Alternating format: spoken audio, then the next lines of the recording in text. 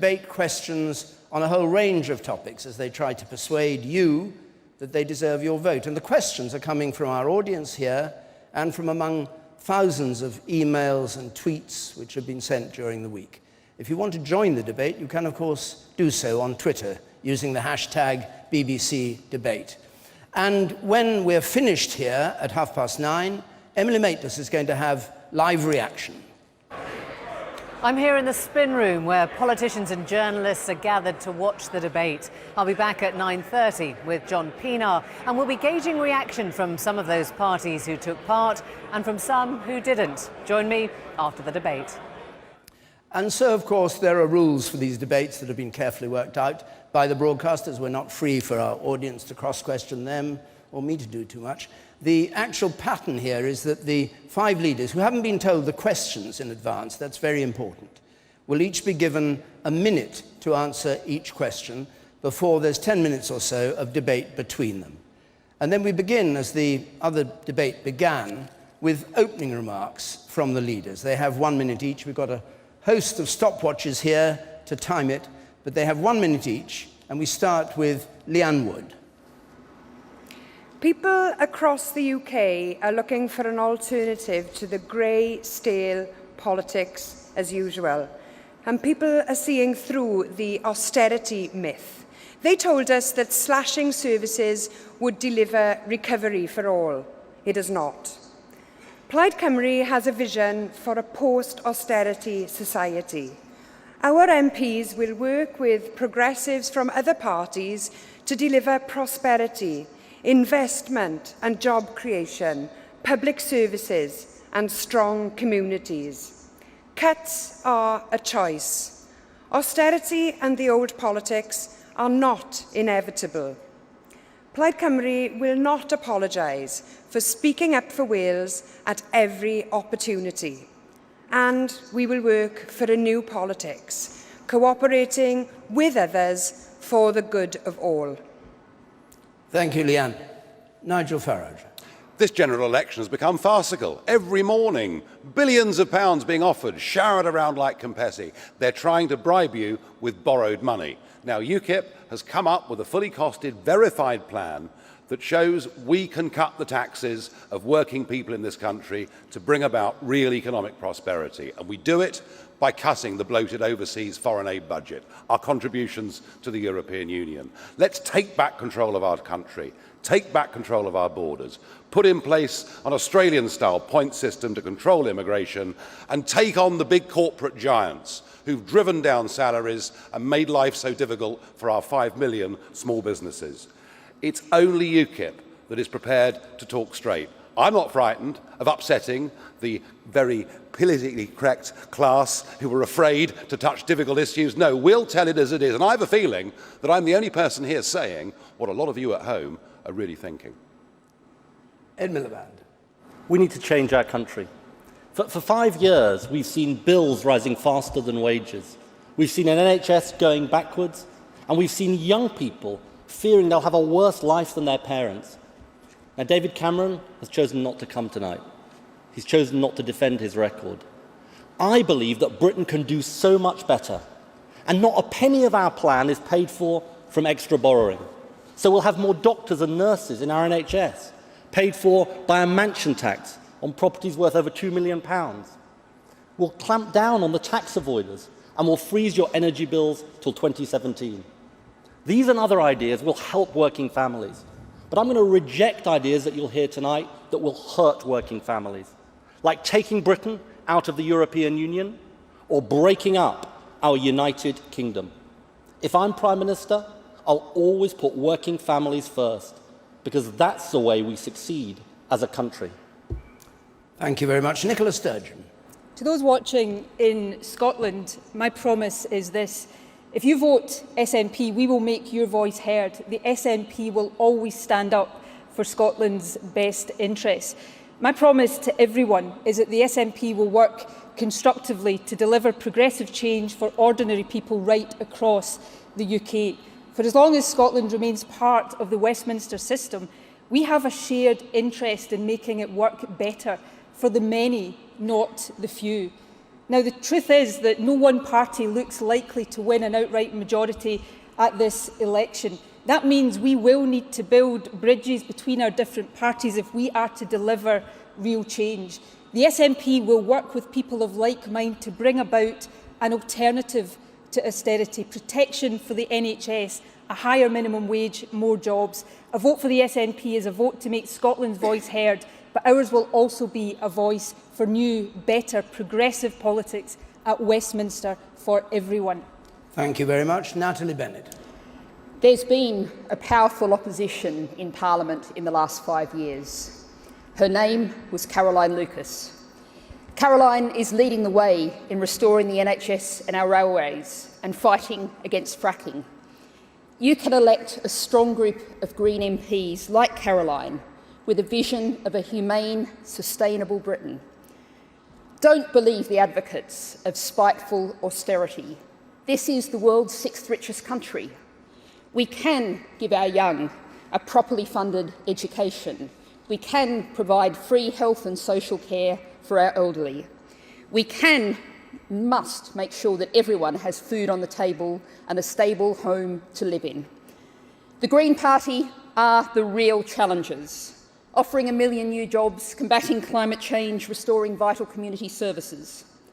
That's why voters are turning to us. Challenge the establishment, vote Green. Thank you all very much. Well, those are the formal opening statements, and now we come to something less predictable. The questions from our audience, which our panel here, of course, do not know. The first question tonight comes from Charlotte Dennis. Charlotte.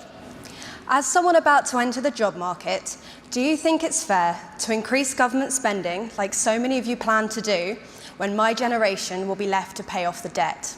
Right, you have the question and you have a minute each to start with before we debate it. Nicola Sturgeon, would you start? Well, I believe it's really important to get the deficit and the debt down. But I also believe that economic policy is not an end in itself. It's a means to allow people to live healthier, happier and more prosperous lives. And if that policy, the policy of austerity, is driving more people into poverty, including more children, if it's undermining our public services, and if it's actually holding back economic growth, then I think it's time to change that policy. That's why the SNP is proposing an alternative, modest spending increases in the next Parliament that would still see the debt and the deficit reduced every year. Yes, it would take a couple of years longer to completely eliminate the deficit, but I think that is a price worth paying for enabling us to invest in infrastructure, in innovation, in skills, in the things that allow us to get our economy growing, to invest in our public services like the National Health Service, and to have real action to lift people out of poverty. That's why I am proud to argue that alternative in this election. Ed Miliband. Charlotte, you're right. We've got to live within our means as a country. And that's why under my plan, we'll cut the deficit every year and we'll balance the books. But we'll do it a different way from David Cameron. And I reject his plan to double the spending cuts next year, because I think for you and so many people in this audience who rely on our NHS, that would be a disaster. So here's our plan. Our plan is to have fair taxes, to reverse David Cameron's tax cut for millionaires, which has given every millionaire in Britain £43,000 a year. It's to clamp down on that tax avoidance and raise £7.5 billion a year. It's to protect education and health, but outside some key areas like that, to see spending fall. And it's also about something else. Because by raising living standards of working people in this country, we can get more tax revenues in and we can get the deficit down. It's a fair plan, it's a better plan from David Cameron's carrying on as he is. Okay, Natalie, your turn. Well, Charlotte, I'm greatly concerned about the debt that your generation faces. But that debt for about the 50% who go to university is tuition fee debt, which we want to reduce to zero and pay off the student loans. Students are leaving with £44,000 worth of debt on average. 73% of them will never pay it off. And of course, you're going out into a workplace where 1 in 5 workers is on less than a living wage. People aren't paid enough money to live on. They're indeed stacking up debts just to meet their basic costs. The cost of housing is enormous, and that's why we do want to deal with the debt and the deficit, and we reduce it to about 1% of GDP from 5% of GDP in our manifesto now. But if we invest some of that money in building a social home, a home that you might be able to live in and a genuinely affordable rent, if we invest that in renewable energy, in providing warm, comfortable, affordable to heat homes, then you are much better off. We've invested in your future, in your entire generation's future. Nigel Farage. Well, Charlotte, you're quite right. And what nobody wants to talk about, and it's a great shame that David Cameron is not here, is that in the last 5 years, our national debt has doubled from 850 billion to 1.5 trillion. The interest repayments on that are already bigger than our current level of defence spending, and that's with interest rates at rock bottom on the floor. So you're right, it is not fair because we are burdening future generations. All I can say is, listening to the promises that I've heard from the people here tonight and the other two who went somewhere else this evening, is they are going to drive us into even greater debt, frankly bankruptcy for your generation. UKIP is the only party to come up with a credible plan by cutting our foreign aid budget, by cutting our EU contributions, by stopping white elephant projects like HS2, and by recalculating the Barnett formula so that less money goes over Hadrian's Wall to Scotland. We can save £32 billion a year. And if you ally that to tax cuts and growth, UKIP is the only party with a plan to get this debt down. Leanne Wood. Plaid Cymru does want to tackle the deficit, but not at any cost and not according to artificial deadlines. We want to invest in the future generation and we want to invest in job creation. Our welfare state was hard fought for, and remember that investment was put in to building that welfare state in the 1940s when there was no money in the coffers, when the country's debt was massive. But that time delivered public services for all, and remember, it also delivered a generation in the 1950s that were told that they'd never had it so good. So continuing on the path of austerity will deliver a very uncertain future for the next generations. Investing in job creation and public services now will offer them a much better future. Okay, thank you. Well, Ed Miliband, Nigel Farage says that he's the only one of the five of you who plans to get rid of a 1.5 trillion debt and £46 billion a year of interest payments. Is he right? No, and look, his sums don't add up. But what I would say to Charlotte and the audience here and indeed at home is you've got to make a judgment about two things in this debate: balance and fairness. Look, I think there's some people on the stage who'll say there don't have to be any cuts at all. There'll be some people like Nigel who wants to follow David Cameron's extreme plan to double the cuts next year, which I think will be a disaster for our public services. And then this question of fairness. Look, Nigel actually wants to cut the top rate of income tax even further for the highest earners in our country, another £43,000 tax cut. Now, I just have a different view about the way a country succeeds. I think this idea that you just help the rich and powerful and the wealth will trickle down to everyone else is not the answer. You put working people first. So think about these two things as you cast your vote and make your decision: balance and fairness. I believe ours is a balanced plan and a fair plan. Okay, and your sums, your sums don't add up. Well, our sums do add up, and very interestingly, Ed, we're the first political party in the history of this country to have had our manifesto promises independently verified by an economic think tank. You obviously haven't read the manifesto. You should. We haven't proposed tax cuts for the rich. This is not the right time to do that. Now is the time to take the low paid on minimum wage out of tax. Now is the time to help the squeezed middle, to give people incentives to go to work, to make that gap between being at work and being on benefits bigger. And I have to say, this talk of austerity from you and all the others, please, please, please, can we remember this year we are borrowing £90 billion more. Our national debt is 1.5 trillion. We have a real problem here. And I haven't heard from you, Ed, a single cut that you would make. Not one. That's wrong, Nigel. Well, tell me. Well, I'll tell you. Tell me how you're going to balance the books. We said that for pensioners with incomes over £42,000, we'll take away the winter fuel allowance. That's a difficult decision. Yep. We've shown how we can save hundreds of millions of pounds in local government, in policing elsewhere. But I just want to take that's all peanuts. I want to take issue with this point. Let me bring one or two of the others Let me in. just say this to David about the spending cuts, because I really want the audience to understand this. because Nigel hasn't denied that he wants to double the spending cuts next year. Now, he's got these fantasy figures that somehow getting out of Europe is going to save all this money when it's a disaster for jobs in our country. The reality is that for the NHS and education, Nigel, your plans are dangerous. They're like David Cameron's plans, and they are dangerous for our core public services, which Charlotte and many others rely on. All right, Nicola Sturgeon, do you agree with what Ed Miliband's saying? I want to get rid of the Tories on May the 7th, and I think it's a disgrace that David Cameron's not here tonight to defend his record. But I want to see...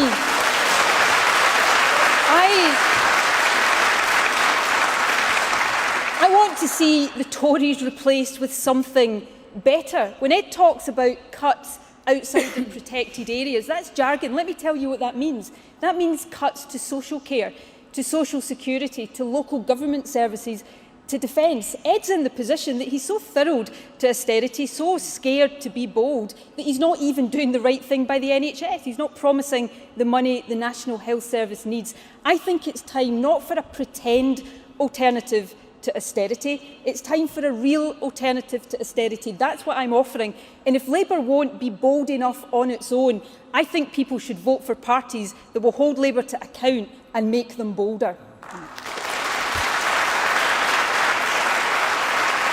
Natalie Bennett, you were nodding in agreement while she was talking. Exactly right. Let's think about one group of people. There are 800,000 people over the age of 65 in Britain at the moment who need social care, who aren't getting it. Those are people who need help getting out of bed in the morning, people who need help to feed themselves, need help bathing, need help to live a basically decent, civilised life. They're not getting that help. And what the Green Party is saying, we have to provide that help and at the same time ensure that the NHS is providing the services we need. We want to create 400,000 new jobs in social care in the NHS. Those are jobs, I don't know what your plans in life are, Charlotte, but perhaps one of those jobs might be yours. And those are jobs that ensure that the most vulnerable in our society are being looked after, are being cared for. And of course, the people who get those jobs will also be paying tax and national insurance and have some money to spend in their local communities. Leanne Wood. Government spending shouldn't just be thought about as expenditure, it should also be thought about as investment in the future.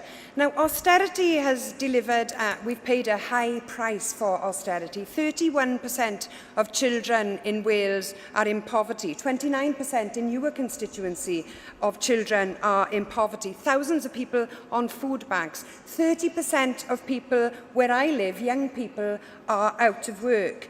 Now, my view is that Labour are letting the Tories off the hook by committing to the Tories' spending plans. So if you were Prime Minister, Ed, I wonder if you could tell us, would you be prepared to hold an emergency budget to reverse those Tory spending cuts that are causing so much pain to so many people in so many of our communities? Well, you give me a real opportunity, Leanne. Let me tell you what's going to be in Labour's first budget. We're going to have a mansion tax on properties above £2 million to fund our National Health Service, something David Cameron would never do. We're going to abolish the bedroom tax. We're going to have a bank bonus tax to put our young people right across every part of the United Kingdom back to work.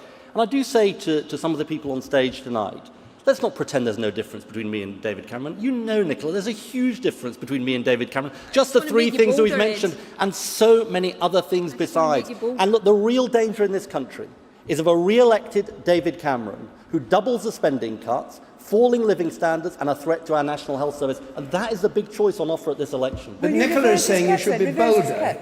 You may not have heard what she said, but you should be bolder. I don't say there's no difference between Ed Miliband and David Cameron. I say there's not a big enough difference between Ed Miliband and David Cameron. That's the thing. Now, Charlotte's question was rightly about the next generation. You know, we have experts saying that if we continue with austerity cuts, by 2020 there are going to be 1 million more children across the UK living in poverty. That would be a betrayal of the next generation. What I am proposing is responsible, modest spending increases that still gets the deficit down because, yes, that is important, but doesn't do it by heaping more and more pain onto the backs of the people who can least afford it. And I want to say to Ed, we share a desire to see the back of the Tories, but surely we don't want to replace the Tories with Tory light. We need to replace the Tories with something better. Ed Miliband, Ed Miliband, hold on a moment. And Let me bring in Nigel offered- Farage, and then I'll come back to you. I've offered cuts of £32 billion a year that will not affect our public services. come on, Nigel. Ed has offered peanuts. And as for the rest, Charlotte, back to your question, you're going to be paying for this lot for a very long time to come.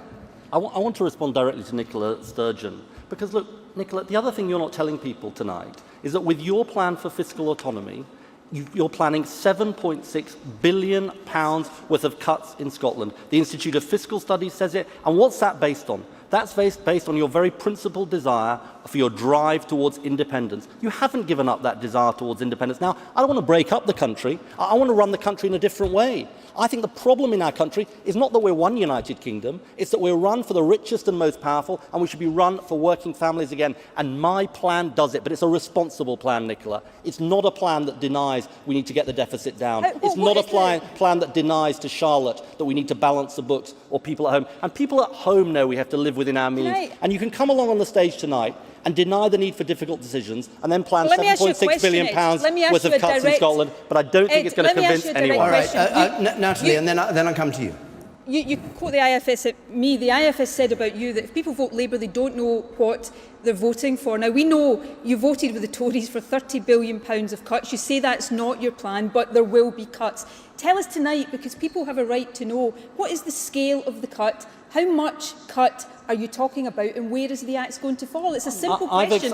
Give us an answer. I've explained that outside the protected areas, health, education, how many billions? and international development spending is going to fall. But I just by ask how much? I ask people at home to be the judge, and that depends on raising living standards, the economic growth we get in our country, as one part of the plan. But I ask people at home to make this judgment. You can have someone on the stage who is denying the need for spending cuts or any difficult decisions, but then is planning these big cuts. Or you can have my plan, or you can have David Cameron's plan, which is to double the cuts next year, bigger cuts in the next 3 years than the last 5, which, as I say, would be deeply damaging to our public services. All right, I think we should move on in a moment, but Natalie Bennett. Well, Ed, I just want to say to you, just look at some of your promises and some of the things you have made clear. You want to cap child benefit for 2 years. By contrast, the Green Party wants to lift it to £40 per child per year. You want to, in a classic kind of Labour halfway house, cut university tuition fees by a third, which is better than what we've got now, but just a very modest improvement. You also haven't committed to what extra money you're going to put into the NHS that we're being told this morning so desperately needs that extra money. And the other thing that you're really not focusing on is making big multinational companies pay their way. And that's what we desperately need to do at the moment. Rich individuals, that's why the Green Party wants a top rate of tax of 60p for earnings over £150,000. We need to rebalance this society. You're just holding things at the same kind of level. Can I come back, David? Okay, no, I think we'll have to move on and we won't go through. But just a last word quickly, Leanne. Well, I would agree with you that the Tories are damaging. So that's why I would ask you to work with us to bring an end to further Tory cuts and another Tory government. Okay. I'm sorry, Ed, we've got to keep moving, so we've got 5 questions to come. So let's go on. I'm sure we'll have plenty of chance to have your say as we go along. Our next question comes from Fiona Sword, please. As a working single parent of 3 children who privately rents my home, I'd like to know each leader's thoughts on the lack of affordable social housing throughout Britain and how their party means to tackle this housing crisis. Right, and just a reminder, of course, housing, while very high on people's list of worries, is a devolved issue in Scotland and to Wales. So you've had the question, thoughts on the lack of affordable social housing and what you plan to do to tackle it. Ed Miliband. Well, Fiona, who asked the question, in England, under this government, we're building fewer homes than at any time since the 1920s. And that's got to change. Because I meet so many people around this country who say that they just can't afford to get on the housing ladder, they can't afford to rent, and it is a massive, massive problem. So we've got to have more social housing, we've got to have more private housing to buy, we've got to reform the way the private rental market works in housing as well. And that's what our plan does. A plan to build 200,000 homes a year by 2020, to make housing the top priority for new capital investment, and to do something that hasn't been done in this country for a very long time, to stand up to the large developers who are actually stopping housing being built. So we'll give councils use it or lose it powers to say either developers build on the land or councils can buy that land off them and actually make sure that housing is built. So it's a plan to build homes for people right across England. Leanne Wood.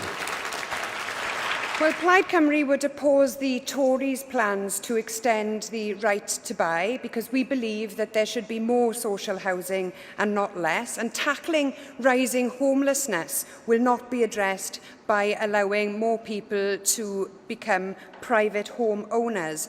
There does need to be investment in housing, and the Prime Minister's announcement suggests that there's an additional £5 billion to be spent on housing. We would like councils to build more council housing and for the profits to be reinvested back in that housing for more people.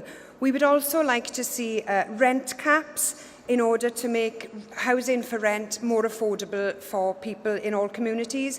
And we'd like to double the council tax on holiday homes. Nigel Farage. Well, like all markets, housing is about demand and supply. One of the big problems we've got is we have to build a new house every 7 minutes in this country just to cope with current levels of migration. So a rapidly rising population has put massive pressure on house building in Britain. Reducing immigration helps, but it doesn't solve the problem. There is a chronic lack of housing. What UKIP proposes is a brownfield building boom. Let's establish a brownfield register. Let's help people with decontamination grants to build on that land. Let's offer incentives such as no stamp duty on properties that are built on brownfield sites. By doing those things, by using empty government buildings, and there are plenty of them, we could produce 200,000 new affordable homes in this country every single year. But it's something we're going to have to start doing very quickly, and we should make sure that all new social housing is for UK nationals only. Natalie Bennett. Well, Fiona, I'm going to come back to your situation and your struggle, because it's the struggle of so many people in Britain. The fact is, private landlords last year got £9.3 billion from housing benefit, and 38% of people living in private rental accommodation, that rent is being paid in part or full by that housing benefit. We've got a huge problem that houses have become primarily financial assets and only secondarily places for people to live. That's why the Green Party wants to build 500,000 homes for social rent, genuinely affordable homes over the course of this Parliament. Maybe one of them could be yours. We also want to put a cap on private landlords raising the rent. 5-year security of tenure, a cap that your rent goes up by no more than inflation.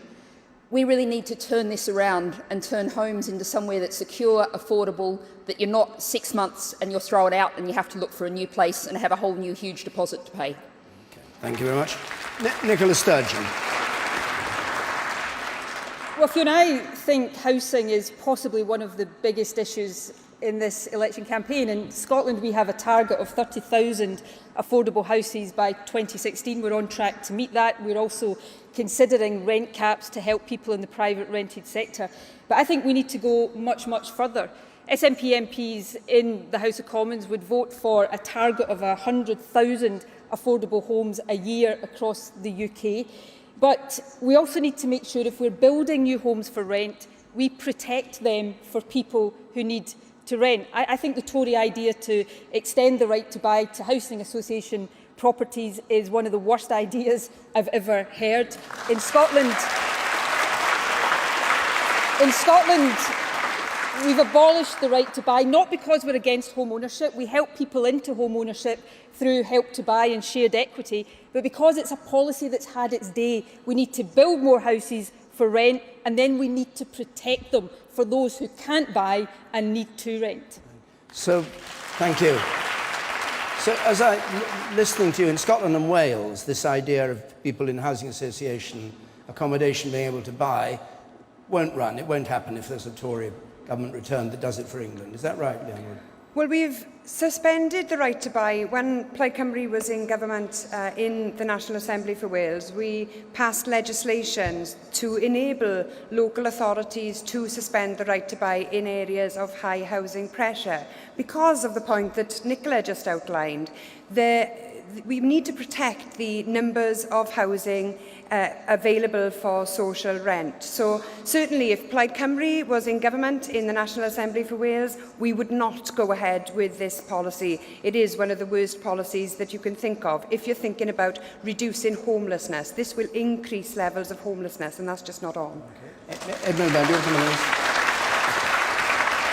Well, David, we've supported the right to buy, but the problem with the Conservative plan is that they've got absolutely no idea where the £4 billion that they're supposed to be paying for it from is coming from. And that means that we're going to lead to fewer houses available for rent in our country. That's why the plan doesn't work. And look, any plan based on right to buy has got to mean there are going to be more houses, not less. That has got to be a fundamental principle given the problems we face. And look, the answer is we need to invest in housing in the future. That's why I say that we make capital investment the priority for the future. But you're not in principle opposed We're not to in housing principle association. We're not in principle opposed to tenants right to buy, but as I say, I don't think the Tory plan works because there's no money for it, and all that is going to mean is the social housing stock being watered down and even fewer homes to rent. And what about the suggestion that came of capping rents in line with inflation? Well, let me deal with that directly, because I think we're going to do something which should have been done a long time ago, probably by governments of both parties,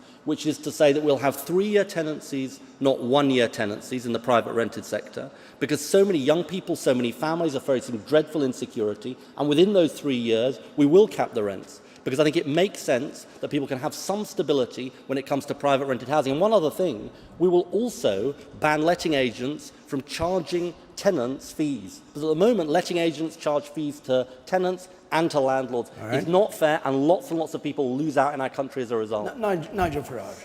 There just seems to be a total lack of comprehension on this panel, and indeed amongst this audience, which is a remarkable audience, even by the left-wing standards of the BBC. I mean, this lot's pretty left-wing. Hang on a second. But it's very interesting. Hang on a second. When you talk Nigel, about let me housing, just say one thing. Yeah. This is an audience that has been carefully chosen, not Very by the carefully. BBC, not by the BBC, but Yes. by an independent polling organisation to represent the balance between all parties. It's never a great No, idea. very good. Very good. Very good. Anyway, carry on. I think it's very interesting. It's never a great idea to you attack cannot the audience, discuss. Nigel, in you my cannot in my- discuss. in my No, the opinion. real audience are sitting at home, actually. You cannot discuss. Hang on. No, Let that's him fine. have his say. No, that's fine. Go on. Remarkable. We are talking about a market, folks. I know none of you have ever worked in business, but we're talking about a market. And markets are about demand and supply. And I just wonder, I'm curious, could I get any recognition from any of you that the demand side of this equation is that a rapidly rising population due to open-door immigration, started by Ed Miliband's Labour Party in the late 1990s, has directly contributed towards the housing crisis. Is there any flicker of recognition from any of you? Please, one of you, have a go, please. We have a housing shortage across this country. But you know what, Nigel Farage? It's not caused by immigrants. In your world, every problem is caused by immigrants. We need to build more houses. We have a situation where, certainly the Tory plans are, Ed's may be slightly different, but the Tory plans are to spend a fraction building new houses of what is spent every year on housing benefit. It's the shortage of houses that drives up rent. We need to build more houses, substantially more houses, and then we need to protect them for the people who can't buy their own home and need to rent. Now, you know, Nigel, you're obviously on a setting out to win friends and influence people tonight, but if we can get away, in this debate from the idea that every problem in this country is caused by immigrants. You know, immigrants from the European Union into this country make a net contribution to our country. So if we can maybe just put the bogeyman to one side, we can actually debate these issues for real and in substance.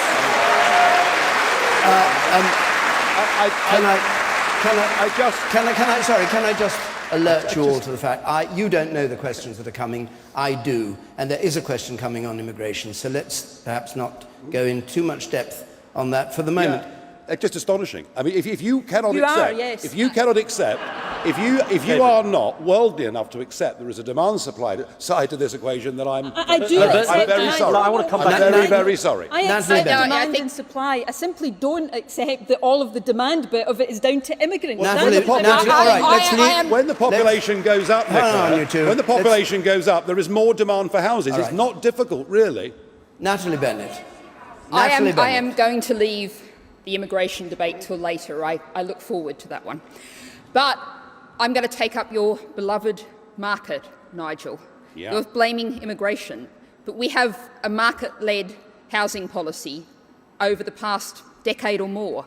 That hasn't delivered homes. That's why we actually need to build homes for social rent, build council homes. That's the kind of solution we need to actually get genuinely affordable homes, allowing private landlords to keep stacking up enormous profits. They've actually made 1,400% profit for private landlords since 1996. That's far more than you get from investing in new business, investing in productive parts of our economy. The whole way our housing market has worked has utterly skewed our economy. We need to change that away. We need to get back to those houses as homes, not financial assets. All right. And so the contention is that it happened under Labour as much as under the Tories. Look, I think Nigel Farage said something very revealing. Can you just pick up what Natalie Bennett said about this happening since We didn't build 96? enough. We didn't build enough homes. Last Labour government didn't build enough homes. But I think Nigel said something very revealing, because he basically said what Mrs. Thatcher used to say: you can't buck the market. Well, the problem about the market in housing, Nigel, is it doesn't work. It's not working. It's not working because large developers have a stranglehold on the market, and I'm going to do something about it, and you're not. It's not working because we're not building enough homes in our country. And therefore, yeah, you're right, it is an issue of demand and supply. There's not enough supply in our country, and that's what we've got to do. And the reality is we haven't done it for a generation, and the next Labour government will get to grips with it, because it is one of the biggest priorities our country faces, and we are letting down our young people, and we are letting down our families. This stranglehold. Nigel Farage, this stranglehold of the big developers, do you agree with him? I don't disagree with that for one moment, which is why I want a brownfield revolution. But Ed, if you have net migration into Britain running at 300,000 a year, that's 300,000 more people that need somewhere to live. And the point I'm making is that, I mean, our plans would be, with the brownfield revolution, for 200,000 homes a year. But even that isn't enough unless we cap the demand side of this equation. Okay, let me respond to that. Can I just Yes, do. There's two things I would say to you back, Nigel. Look, the first thing is that your plan in relation to migration, I believe we do need to try and get net migration down. But your plan, this is your plan, is to get out of the European Union. Now, that's your way of doing it. Now, that is a disaster for our country. That is a disaster for jobs. That is a disaster for our economy. So I'm not going to go along with your plan. But look, the second thing is this. We can do more for local people when it comes to housing. Take this issue of planning permission. Planning permission is granted locally, and then local people find themselves locked out by buy-to-let landlords from out of the area. I say give councils the powers to set aside homes for local people in an area, because planning permission is more likely to be granted and local people can get homes to live in. Leanne Wood, would you like to round this off? Well, high housing costs are a result of a shortage of social housing, and that has come about partly as a result of Margaret Thatcher's right to buy policy. Not enough housing has been built, and the problem is exacerbated when more people are out of work, because then more people require social housing. And on the question of immigration, when we have more immigrants paying into the tax pot, if they were to be removed out of the system, then there would be even less money in the tax pot to build more houses. So I don't accept the argument that immigration is part of the problem. I think in some ways it can be part of the solution. As I said, we will, without letting you into the secret, we may be coming to that. But that's 2 down and 3 to go. Let's have our third question. It's from Inaya Shinane, please. With increasing instability on the world stage, can we really give up Trident and allow defence spending to fall below 2% of GDP? Increasing instability on the world stage, can we really give up Trident and allow defence spending to fall below 2% of GDP? And Nigel Farage, it's your turn by lot to answer this one Yeah, first? I have to say the answer is clearly no, we can't afford to. I do agree with you. If we look at North Africa, we look at the Middle East, we look at huge tensions in neighbouring Russia, the world is in a very dangerous place, perhaps a more dangerous place than it's been at any point since the fall of the Warsaw Pact. It is astonishing that we saw the last government run down defence spending. Nobody thought that a Conservative Prime Minister would run the British Army down to the size of 82,000, and they still won't commit to 2%. In fact, from what I can see, almost nobody is prepared to commit to 2%. I think we should commit to 2%. I think we need to go back to 2010 Manning levels, and Trident, expensive though it is, I'm afraid, is a necessary thing to have in the modern world. I would also like to see us spend just a little bit more money looking after our ex-servicemen and women who've come home from repeated conflicts and not been looked after properly. Okay. 2%, of course, is the membership of NATO is the target you're meant to hit. Natalie Bennett. Well, I think we are in a dangerously unstable world, but Trident nuclear weapons don't make me feel any safer. I do not, under any circumstances in which anyone is even seriously thinking about using those hideous weapons of mass destruction. We've followed a lot on international policy in recent years. We followed America into Iraq and Afghanistan, disastrously for our forces and for the state of those countries and the state of that whole region. How about we take a lead and say we will rid Britain of these hideous weapons of mass destruction, weapons that surely everybody thinks we can never use. Instead, let's focus on increasing, and here I go in entirely the opposite direction to Nigel Farage as on so many other things, increasing aid, increasing diplomatic efforts, and making this a safer, secure world, tackling hunger, supporting democracy. That's how we get safer. Leanne Wood. It makes no sense to spend £100 billion when we have so much social need. We must recognise the role that we have played in the past, the decisions that our governments have made in making the world a much less safe place. Now, Plaid Cymru was strongly opposed to the wars in Iraq and Afghanistan, and we've tried hard to hold the former Labour government to account for the decisions that it's made. But we're adamant that our communities can't be made safer just by pursuing defence. A strong diplomatic presence is required too in order to promote justice and human rights. We can't justify spending £100 billion on a new generation of weapons of mass destruction in the form of Trident. And so we should pursue a policy instead of reversing our role in the world to be a haven for human rights and a beacon for conflict resolution and peace.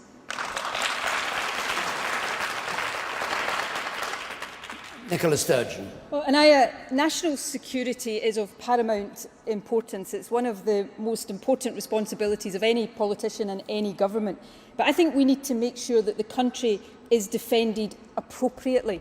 We've seen savage cuts to conventional defence forces in recent years, a 30% drop in MOD employment at the same time as our forces have been fighting on the front line in Iraq and Afghanistan. Britain is an island nation and yet doesn't have a single maritime patrol aircraft. And at the same time, Westminster parties plan to spend £100 billion on new nuclear weapons. I think those priorities are plain wrong. To those who say we need Trident to make us safe, there are 190 or so out of the 200 countries in the world that don't have nuclear weapons. So I think it's time to invest in strong conventional forces, not in nuclear weapons. And if it comes to a choice of how to spend £100 billion, I choose childcare, health and education over new Trident weapons any day of the week. All right. Ed Miliband. Well, the first duty of any Prime Minister is to keep our country safe. And that's why I'm going to keep our independent nuclear deterrent. And let me explain why. I think we live in an uncertain and unstable world. We only need to look at the actions of Russia in regard to Ukraine over the last year or so to know that we can't predict the threats we face 10, 20, 30, 40 years ahead. That's why I think it's right we keep our nuclear deterrent. But there's so much more we need to do to keep our country safe. Look, we need to work with our allies in the European Union, in my view. We need to work with the United States, but I think we need to work not for our allies. And I think it's very, very important that we learn the lessons of the 2003 Iraq War, because Britain's national interest will often coincide with America's national interest, but not always. And you need a Prime Minister who's willing to say no when it's appropriate, and that's what I'll do.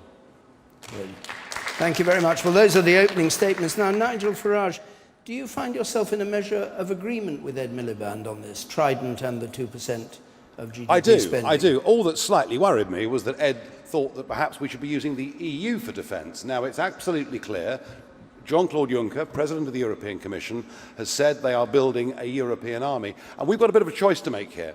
You know, we've been with NATO, we've been with that group of countries since the late 1940s. The EU clearly is now in a position to attempt to usurp it. And I just wonder, Ed, would you sign us up to a European army? Because that is where EU defence is going. And I think it's important. I think it's important that we do not. Well, but are we going to have a choice on this? No, I think it's no is the answer. So are you saying?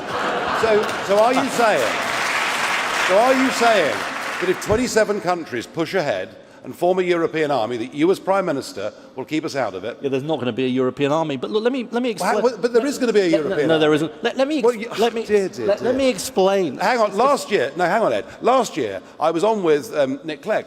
He said my talk of a European army was a dangerous fantasy. We now have the bosses of the European Union, including the French President, saying they want to build a European army. You can shake your head all you like, but actually this is happening. And if it did come to a European army, would that be enough for you to give people a referendum? I'm not going to have a European army, but let me explain. I think I've said that a number of times. Look, let me explain the point about Europe, because Nigel raises it. Think about the problems that we have in the world. Think about the issue of Russia, where we need sanctions to remain in place and, if necessary, to be stepped up. It's Europe and America working together. Think about the battle against ISIS. Look, ISIS is a disgusting, evil organization, and we must give them no quarter and defeat them at home and abroad. But we've got to do it by cooperating across borders. And this is this fundamental point for us as a country. We can't, we've got to learn the lessons of the past. We can't have Britain thinking it can solve the problems of the world on its own with the United States. That is the lesson of the 2003 Iraq War. But at the same time, we can't withdraw from the world, because otherwise those problems will visit us here at home. Do you really think the problems caused by ISIS can be resolved with nuclear weapons? No. I mean, if you were Prime Minister, no. Would you press the button if no. you had an opportunity? No, it's not about ISIS. But look, let me just say, Leanne, because I think it is an important point. We are currently taking military action against ISIS, right? I'm going to continue that as Prime Minister. And I think it's right that we continue that as Prime Minister. But because this is a nuclear bomb no, I'm against not. them. No, of course not. The question was about Trident. But you raised the issue of ISIS, or rather, I raised it, and then you talked about it. It is really important, this, because look, we have a battle going on against this organisation that wants to create an Islamic State across Iraq and across Syria, and it is right that we use military action against them, part of a coalition. And this is the point about the Iraq War. You see, in 2013, David Cameron came to me and Nick Clegg, and they said that they wanted to bomb Syria. And they hadn't thought through the consequences. It wasn't a last resort, so I said no. And as a result, the British Parliament said no, and then President Obama decided not to go ahead with that action. So it's right to be judicious about these things. Military action, a last resort, but in the case of ISIS, I'll continue it.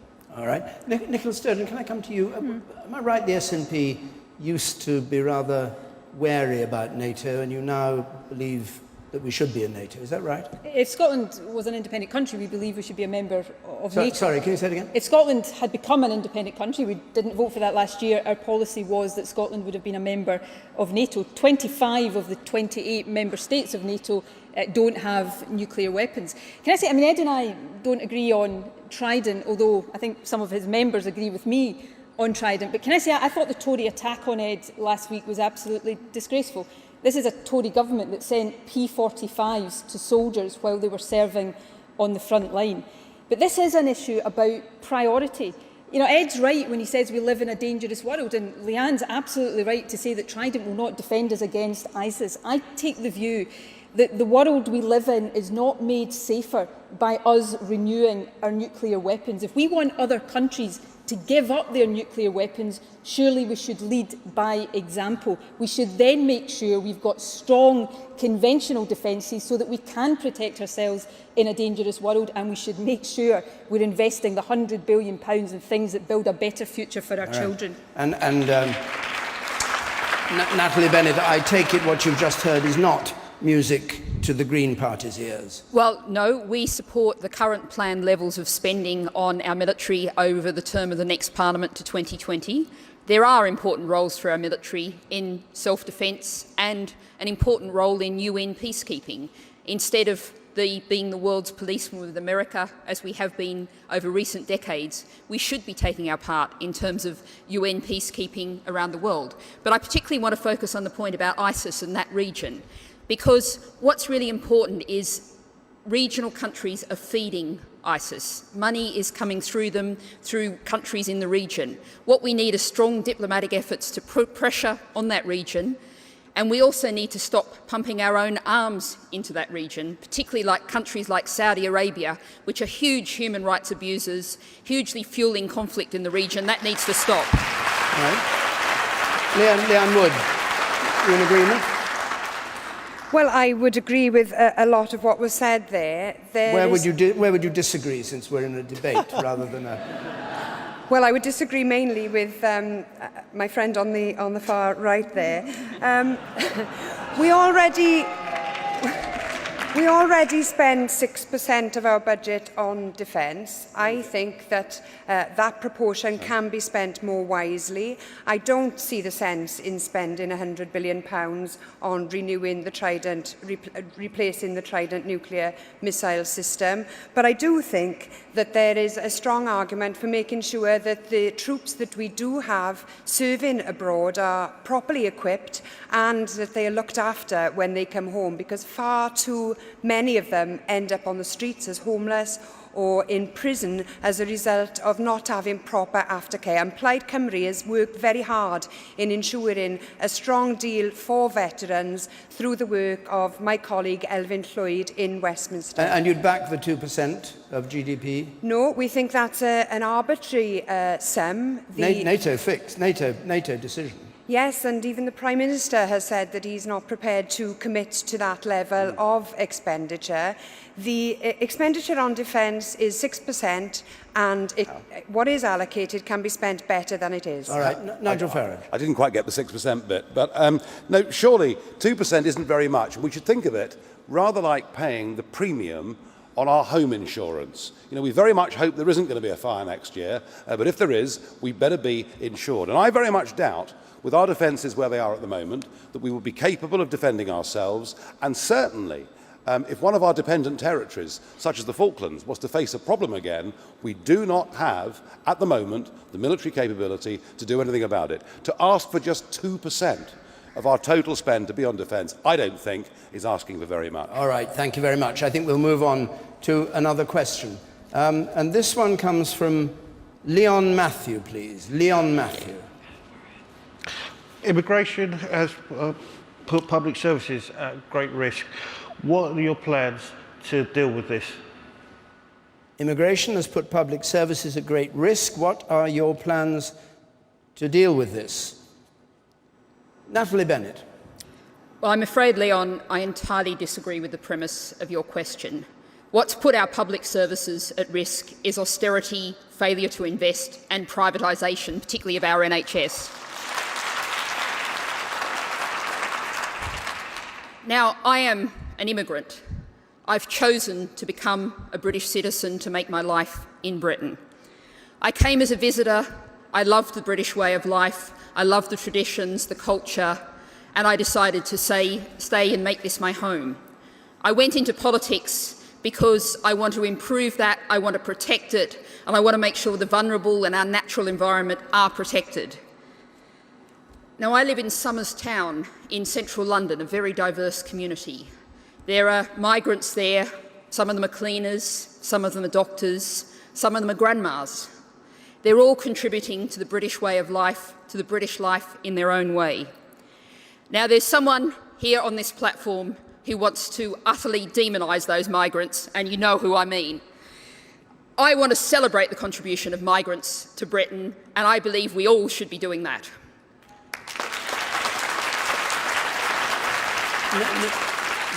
Nicola Sturgeon. We need strong controls on immigration, of course we do, and we need to make sure that people don't get away with abusing the system that the rest of us pay for.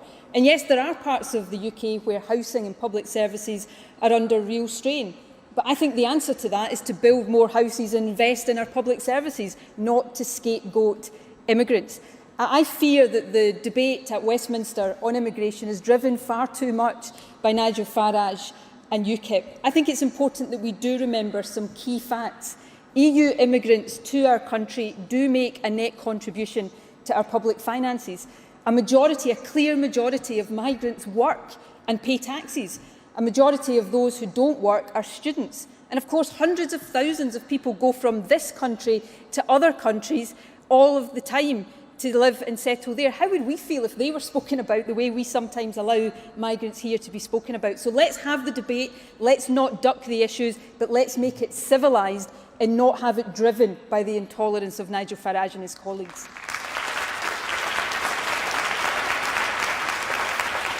Ed Miliband. Leon, I've changed Labour's approach on immigration because I think that the starting point has got to be that people's concerns are not based on prejudice.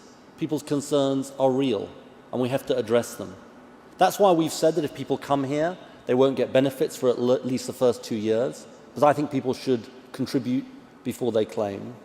And it's why we've also said that we're going to deal with something which I don't think has been properly dealt with at all under David Cameron's government, which is migrant labour being abused, exploited, to drive down people's wages.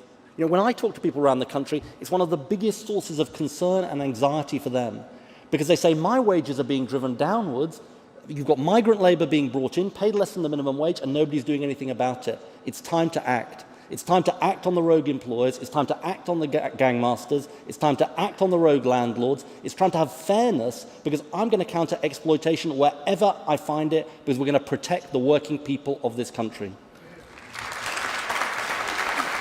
Nigel Farage. When you lose an argument in politics, you tend to resort to abusing your opponent. And we've seen quite a bit of this towards UKIP recently. The fact is, Leon, you're right. A massive increase in our population means we've got to find another 250,000 primary school places by 2020. It means we have fewer GPs per capita than any other country in Europe. We were in no position to cope with this massive rise in our population. What to do about it? Well, we have to be honest and we have to say, if you're EU members, you cannot do anything about the numbers coming to Britain. My plan would be to have a trade relationship with the EU, to be good neighbours with the EU, but not to be a member of a political union, to take back control of our borders and to put in place an Australian-style point system so we can choose the quantity and type of people that come to our country. We would no longer discriminate against people from India in favour of Eastern Europe. It would be a fair, ethical policy, and it would work. Leanne Wood. So you abuse immigrants and those with HIV and then complain that UKIP is being abused. Now, there is a risk to public services, but I don't believe that that comes from immigration. I believe that that has come about as a result of cuts. So the answer to that is to end austerity. There are scarce resources. There aren't enough to go around. Now, our public services, especially the NHS, would collapse if we were to end immigration tomorrow. Now, there are real issues in terms of the driving down of wages, and that has to be addressed. And the way to address that is to raise the minimum wage to the living wage and to strengthen trade unions. We should be looking at repealing the trade union legislation that Margaret Thatcher brought in, because if you have stronger trade unions, then you have a stronger defence of our public services and against the exploitation of workers. Thank you very much. Well, let's try and argue about some of the points that Leon Matthew put forward. Natalie Bennett, he said, remember, immigration has put public services at great risk, and I wonder whether you agree with that. And Nigel Farage said he'd like to see an Australian system of immigration control. You said earlier you came from Australia. I wonder what you think of that. Well, what I think is that we need to first of all celebrate the free movement of people in the EU. As Nicola said, that's a huge potential opportunity for people of Britain to move around the EU, just as we benefit from people from the EU coming here. In terms of the rest of the world, what we need for the non-EU immigrants is a fair, humane and controlled system. What we have at the moment is controlled, but it's neither fair nor humane. And if we look at the way we're treating refugees in this country, a quarter of the appeals against asylum refusal are successful. These are people who are refugees we're not treating fairly. We need a different kind of system, a fairer, humane system that acknowledges that lots of British people can't live in their own country with a non-EU spouse or partner because of unfair and unreasonable immigration rules. We need to be fair and reasonable. And I just want to pick up on the NHS point. You know, Nigel Farage says he's worried about the effect of immigrants on the NHS. 1 in 4 doctors is foreign-born. 40% of NHS staff are foreign-born.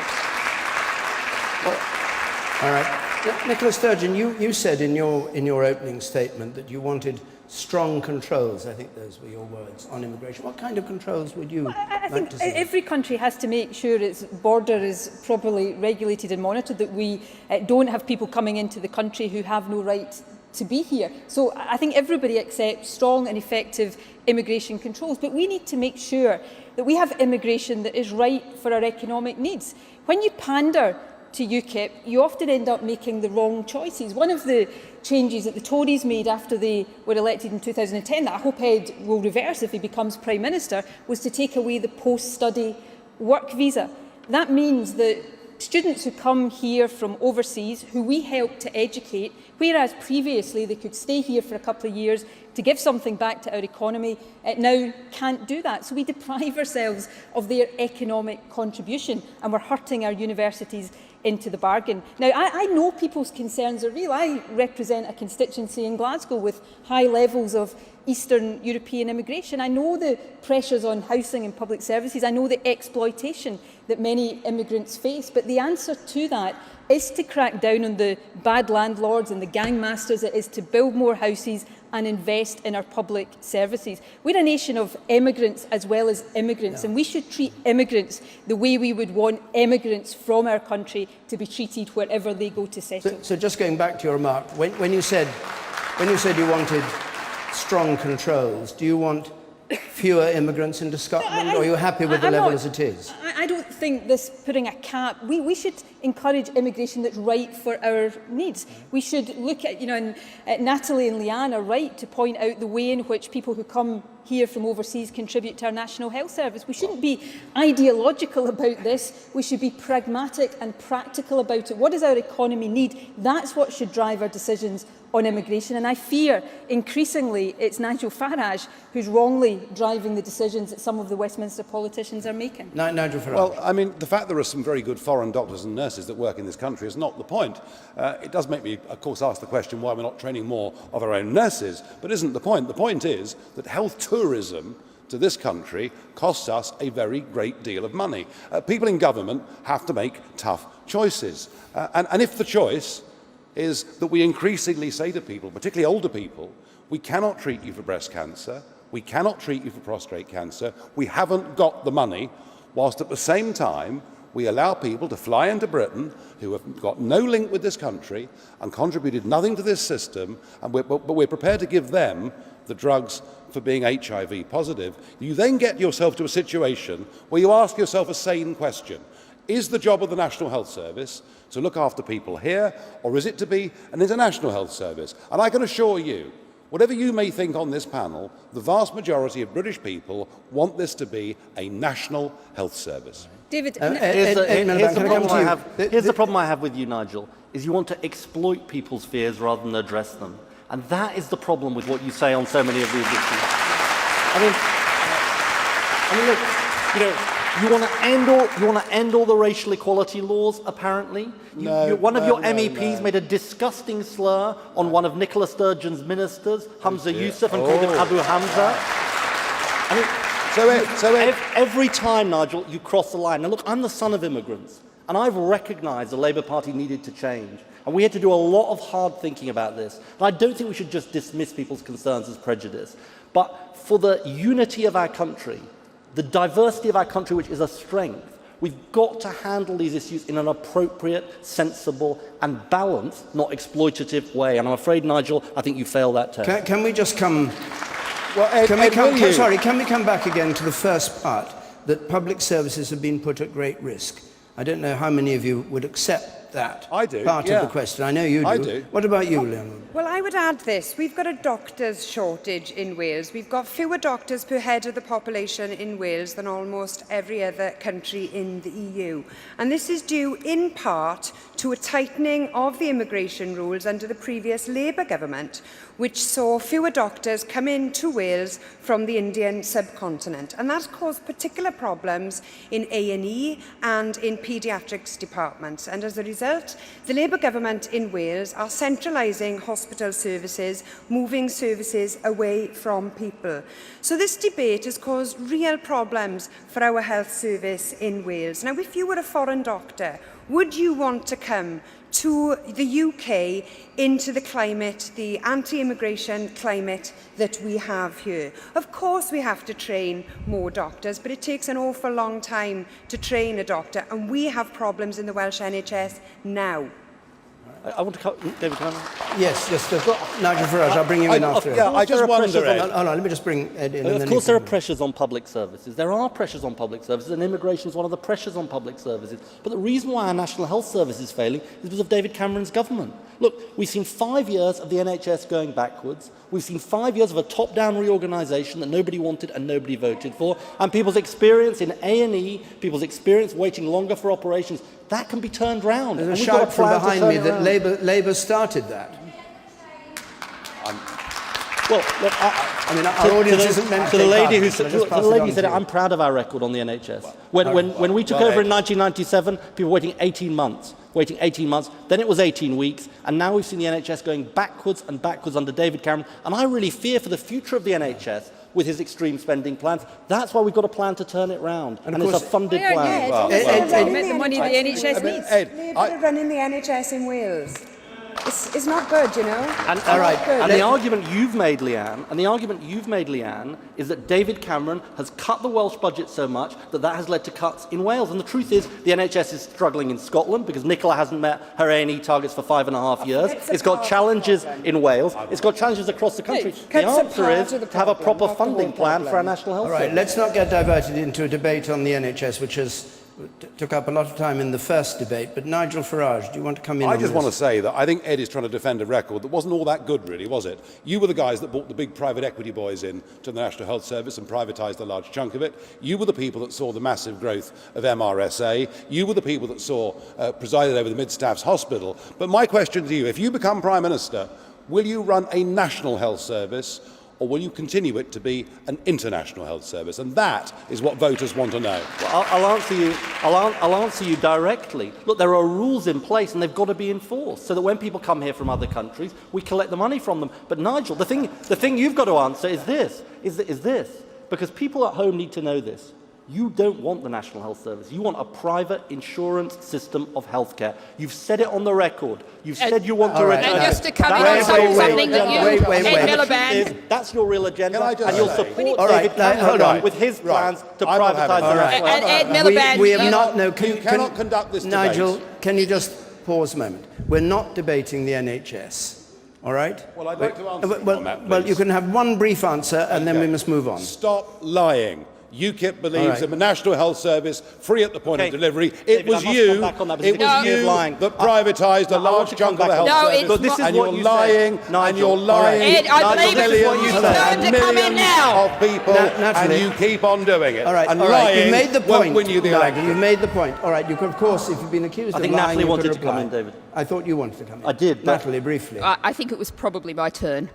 I do want to say something to you, Ed, that you are on the record about. You're comfortable with a 5% private profit for private companies operating in the NHS. All right. We should have 0% I want profit to come back in on the this, NHS. David. I All want right, to come Ed, back yes, on and this point. this is the last point, please, because as I said, we're not meant to be Nigel, debating this is what you so we said. won't I pass think it. we're going to have to move to an insurance-based system. I think we're going to have to move to an Not an American insurance-based system. system of healthcare. I would feel more comfortable that my money right. would return value if we weren't spending £100 billion on central government. Nigel, that is your position. And the problem is that David Cameron has a plan That isn't for my position, Ed. privatisation. You All right, know I'm it. going to stop this And now. you'll support- You're just You have- lying to I know you people, all aren't have you? answers on the NHS, and you have given them, and you'll have other chances to give them. It's not part of this debate tonight, much as you may have expected it. It didn't come as one of the questions we've chosen. But we have chosen a question which I want you to address next. And this is our last one of the debate. It's from Michael Kenworthy, please. What kind of a deal would you be prepared to enter into in the event of a hung parliament? What kind of deal would you be prepared to enter into in the event of a hung parliament? And before I ask for the first statement, I should state the obvious, Ed Miliband, which is, of course, you are aiming for an overall majority. So save us that bit. And, go on. And answer the go question. On. Oh, go on. Look, let me just explain briefly what I want on overall majority. Look, I think this is important. You know, we put a manifesto before the British people. You get to decide in 3 weeks' time which is the government of this country. I think, frankly, this coalition government has become an excuse for broken promises. Nick Clegg broke his promises on tuition fees. David Cameron broke his promise on VAT. Now, what I want is a majority government to implement my manifesto. To run this country again for working people, not for the richest and most powerful, to raise the minimum wage to £8 an hour, to ban those exploitative zero-hours contracts, to have a mansion tax for the NHS, clamp down on tax avoidance and have more doctors and nurses. And look, you know, on this question of what happens after the election, I've got an old-fashioned view. Let the people decide on May the 7th. But I want a majority Labour government because I think it's the best thing for the country. Nigel Farage. I think the most important constitutional question this country faces is whether it's an independent, self-governing nation or not. And it's interesting to note that even the nationalists believe in being members of the EU, therefore they don't actually believe in true independence. We can't be an independent state and be part of a European Union. My view is we should be outside of that. My view is we should govern ourselves. My view is we should be self-confident and reach out to the world. So for me, if UKIP is in a position of influence in the next Parliament, we would want the British people to have a full, free and fair referendum so they can decide whether we have a trade deal with the EU or continued membership of the European Union. And it's a mystery to me that the Labour Party, which used to be the party that actually believed that the EU would be bad for Britain, now won't even give the British people a referendum. I'm astonished by that, but that's what I believe is the most important thing UKIP in Parliament could fight for. Nicola Sturgeon. Well, the most important deal I want to do on the 7th of May is with the Scottish people so that we can make Scotland's voice heard loudly and clearly in Westminster. I then want to see the back of the Tories. I will never, ever do a deal with the Tories. Let me make that crystal clear. The polls, though, show that Ed isn't strong enough to get rid of the Tories on his own. So I will work with Labour, with Leanne, with Natalie, so that together we can get rid of the Tories. But what I'd say to Ed is I want Ed to replace the Tories with something different and something better, something more progressive, because progressive change is what the country is crying out for. So that's my offer to Ed Miliband. If he's prepared to be better than the Tories, then I'm prepared to work with him to allow him to replace the Tories, which I think is what many people want to see. Leanne Wood. Well, Plaid Cymru wants to end austerity. We want to rebalance power and wealth throughout these islands. We want to invest in job creation. We want to end Trident renewal, introduce a living wage, end 0 hours contracts. But most importantly, we want to bring an end to this Tory government with its ideological driven cuts. And we can work together, as progressives here on this stage can work together in order to achieve that. We can have strong public services. We can have a strong economy with a future for our young people. And we can also get a strong deal for Wales. There is no longer any need for us to continue with a third-rate devolution settlement. Like Nicola, I will not prop up a Conservative government, but I will also not prop up a Labour government hell-bent on implementing Tory policies. We can have an alternative.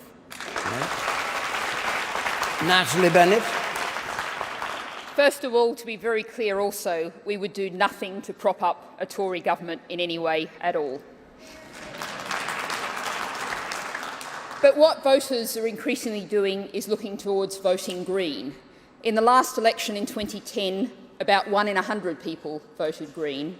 The polls are showing that at least 1 in 20, and maybe many more, will vote for the kind of policies we're putting forward, for the fair economy, for a publicly owned and run NHS in which the profit motive has no place, and for tackling the pressing issue of climate change that yet again we've not heard any other person mention on this panel tonight.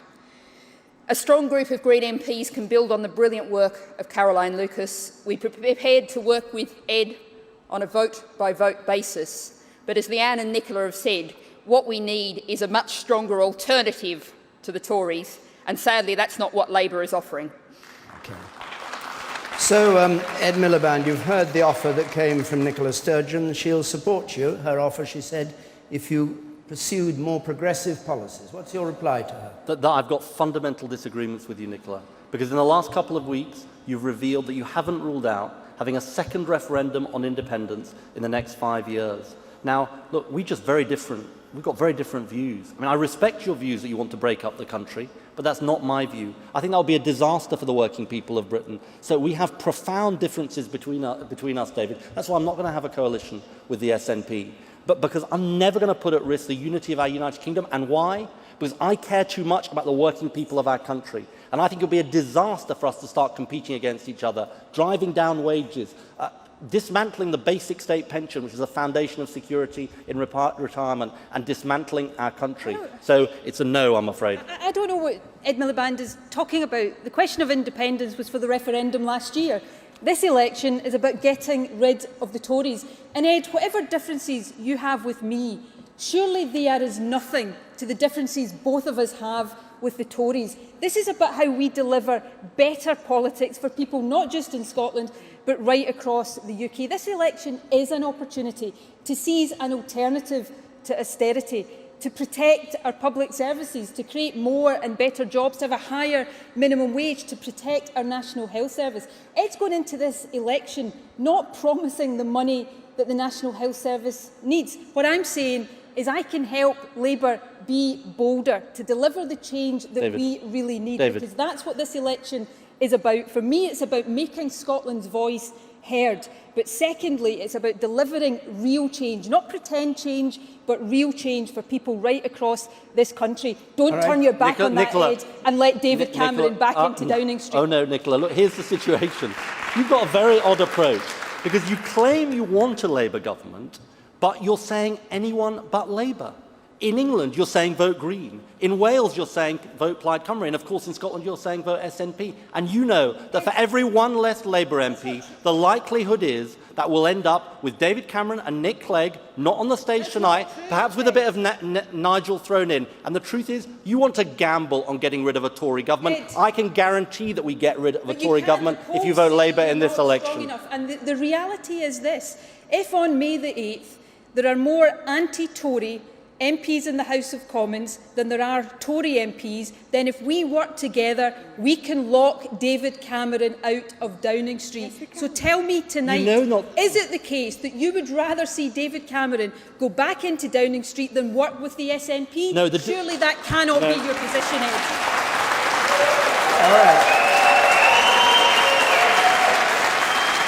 No, the difference is, Nicola, I've fought Tories all my life, unlike the SNP, which presaged a Tory government in 1979. Unlike your leader, Alex Salmond, who said vote Lib Dem in 2010, and we end up with a Lib Dem Tory coalition. And unlike you at this election, you fought Labour all your life, Nicola. We have a chance to kick David Cameron out of Downing Street. Don't turn your back on it. People will never forgive you. All right. I think our viewers will have an impression of what you both think on that issue. But Nigel Farage, what about you and the Tories? who they're trying to keep out, all four of them? Well, as an observer, it'll be impossible, I think, for Ed Miliband to be Prime Minister without Nicola Sturgeon's 35 or 40 MPs. And that is something I think very deeply concerning to a lot of English voters. They're very, very worried about the Scottish tail wagging the English dog. I'm not sure that's what we're going to finish up with.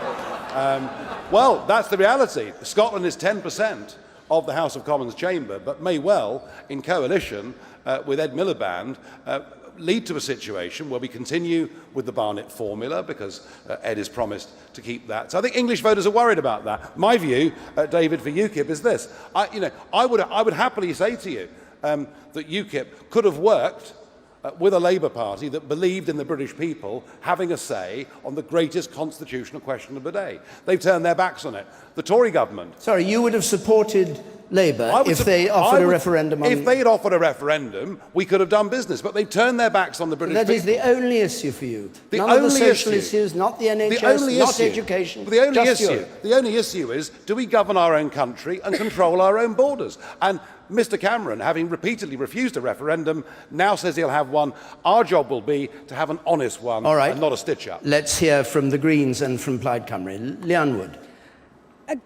Parliament provides Wales with a golden opportunity to end our decades-long funding disadvantage. Now, I asked you in the last debate whether or not you would be prepared to commit to making sure that Wales has parity with Scotland in terms of funding, which would enable us to practically end austerity by delivering an additional £1.2 billion into the Welsh economy. Instead of ploughing ahead with 2.2% cuts to the Welsh budget, will you now agree that Wales deserves parity with Scotland? And if not, can you justify why not? I'm not going to make a false promise to you, Leanne, on the stage now, because it's not responsible. That's the reason. Because we have a deficit that we have to get down. We do want to see fair funding for Wales, and we've said that. But, look, it does go to the big issue at this election, which is, can you believe the promises that are made? And aren't people just going to promise you the earth? Now, you've got different people on the stage tonight who want to make the case for different parts of the United Kingdom. I want to stand up for working people in every part of the United Kingdom, and I think it will be damaged, frankly, by trying to break up our country. All right. Natalie Bennett. I think we've just heard again a phrase that we've heard a lot from Ed this evening: the working people of this country. I wonder, Ed, what your views are on the words of Rachel Reeves, your shadow work and pension secretary, who said, "I don't want to represent people on benefits. I don't want to represent the unemployed." Well, personally, as the Green Party, we want to represent the most vulnerable in this country, the disabled people, the unemployed, the people who've really suffered under this and your previous governments, the people in poverty. Now, I think that people out there who think that we should be standing up for the disabled, for the Independent Living Fund, for getting rid of the horrendous work capability assessment that your previous government brought in, the dreadful ATOS, the privatisation, people who are against that, if you vote Green, you're expressing your distaste for that approach to life and saying we have to protect our most vulnerable. OK, I'm afraid that question has to be rhetorical because we've come to the end of this part of the debate, the questions which we've had, the arguments that have been going on. Now, in a moment, we get closing statements, rather formal ending to the programme with formal statements from the five leaders. But just a reminder, by the way, since you've been listening to this, that if by any chance you haven't already registered to vote in this election, you may have decided not to, but if you've heard this and you have decided to vote, remember you have to do it independently nowadays. You don't just do it as a household. And there are just 4 days left to do it. You can register, public service announcement coming up, online at www.gov.uk/register to vote. It really is important. Well, now we turn to the leaders' closing statements. 1 minute each, again on the clock, and Nicola Sturgeon kicks off. I'm going into this election with a very clear message. None of us can afford more austerity. Our NHS, our children, our economy can't afford the billions of pounds of additional cuts planned by Labour, the Liberals and the Tories. And none of us can afford the £100 billion they plan to spend on new nuclear weapons. Their priorities are wrong, and it will be ordinary people across the UK who pay the price, unless you choose differently.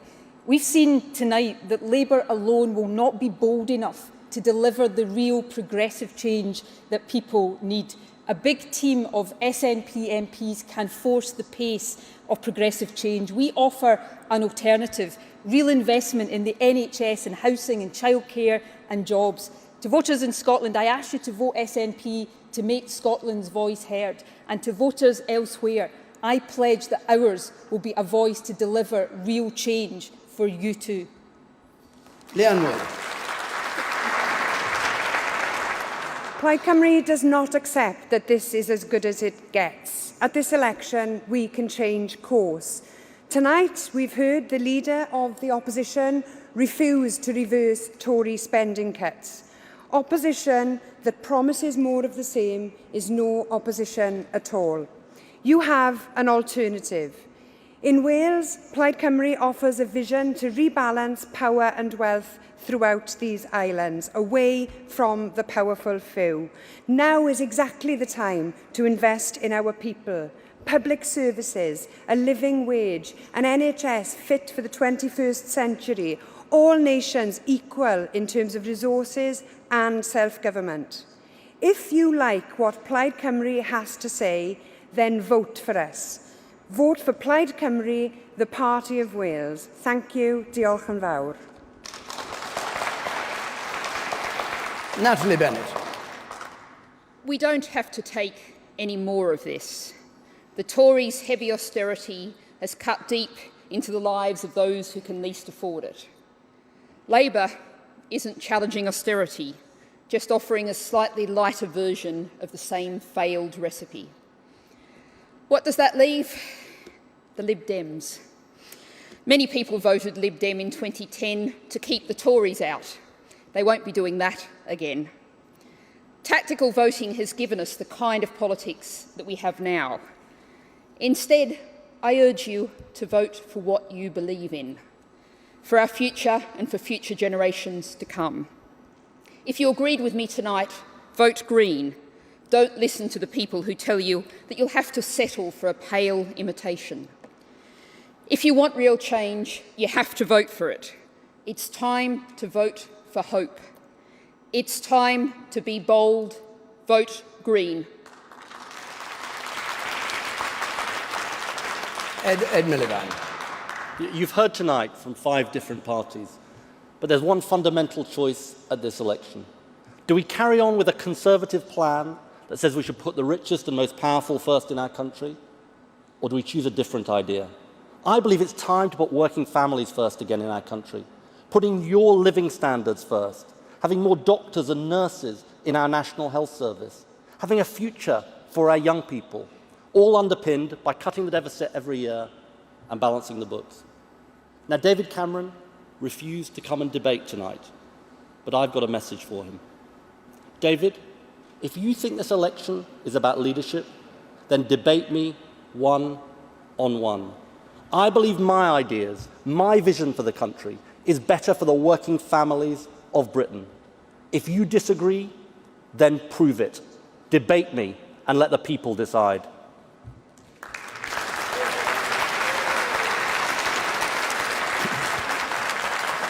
Nigel Farage. I believe the gap between our career, professional, political classes and ordinary people has never been wider, and that's been exemplified this evening. They basically aren't very different at all, and they're not prepared to stand up and fight for ordinary folk in this country by confronting the tough issues. I am. I'm unafraid to say what I think, and whether you agree with everything I say or not, know that when I say it, I do so because I believe in it. I'm patriotic, I believe in this country, I believe in the people of this country. I believe we'd be so much better if we governed ourselves, controlled our borders, and gave ordinary workers a chance against the takeover of the giant corporate companies who've now basically taken over our political parties. I'll fight for the little man, for the little woman. I'll fight for this country. This is the chance for the most radical political change we've seen for decades. Vote UKIP if you want things to change. Thank you. And that about wraps up this debate. It doesn't wrap up a very political evening, on the other hand, because in a moment Emily Maitlis is going to have live reaction from the election debate spin room. And then after the news at 10:45, tonight's edition of Question Time as ever. The audience there will have been watching this debate and no doubt have some trenchant things to say about it. And I should just mention in 2 weeks' time, on April the 30th, there is a very special edition of Question Time with Nick Clegg, Ed Miliband, and David Cameron, each facing the Question Time audience. But for now, my thanks to our audience here, to the 5 leaders who took part in our debate, Ed Miliband, Leanne Wood, Natalie Bennett, Nicola Sturgeon, and Nigel Farage. From the Central Hall, Westminster, goodbye.